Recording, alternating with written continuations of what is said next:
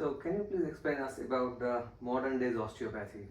Modern day osteopathy has gone in a lot of different directions. Yeah. I'd So say what I it's- means to say, like when Dr. A.T. Still developed the osteopathy, he was focusing more on the cerebrospinal fluid, lymphatic system. Then gradually Sutherland also added.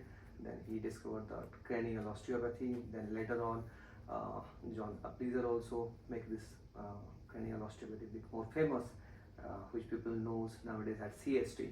And other things is also accumulated in osteopathy. So on that perspective, I want to know. Okay, it's a big question, so here's a long answer. Okay. People take out of osteopathy what they want, and they rewrite history as they want.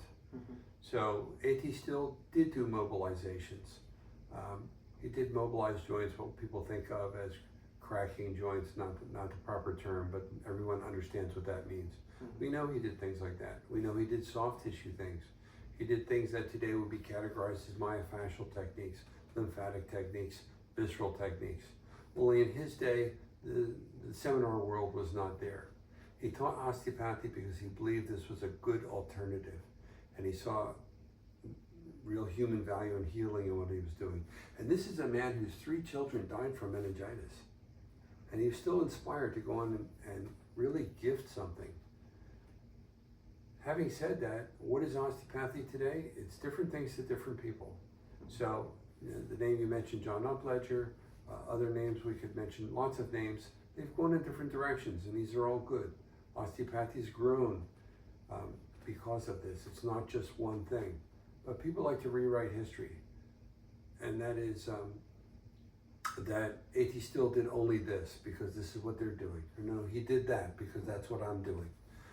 And I would believe, I can't speak for A.T. Still, but I'm 64 years old, but I can't speak for a man who's long dead.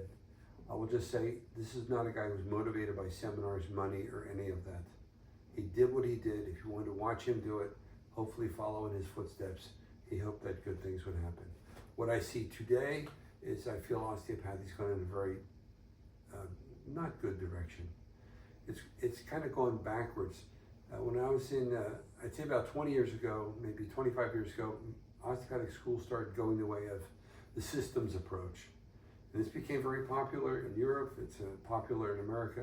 The systems approach is, let's look at this system, let's look at that system.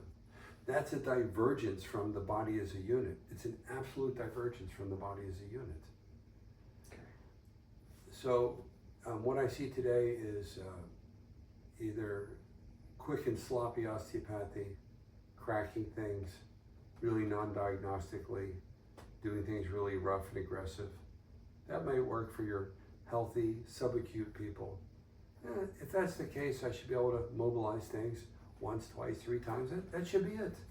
It's a very easy talent, a very simple talent, and it seems to be very, very popular today because it can be done quickly and cheaply.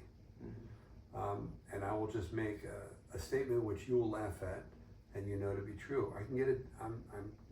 You're asking me these questions. I'm currently in India. If I get my hair cut for 350 rupees, that person will want to crack everything in my body. 350 rupees is about $4. In Saudi Arabia, it might be $5. In Egypt, it'll be even cheaper. It'll be like $2. So that's what people are willing to pay for that skill. You want to get an autistic kid to start speaking, you want to unlock something in their brain, it's not happening that way. There's other body mechanisms, what you're calling, Upledger called CST. People in my profession are very angry about his legacy of CST because he taught it to lay people, people with no background at all. What I'll say is, before John, people didn't even know about these kinds of things. They weren't aware that this was a healing mode. So for that, we owe John a big bout of thanks that the world understands CST, whatever you want to call it. Dr. Sutherland called it osteopathy in the cranial field.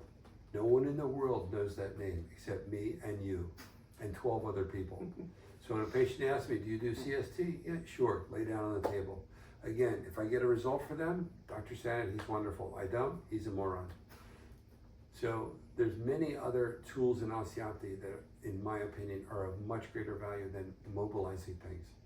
Mobilizing things is simple, it's overdone, and many people get injured by it. Those injuries don't often get talked about. because it's not killing somebody necessarily, it's just putting them in pain or injuring their disc.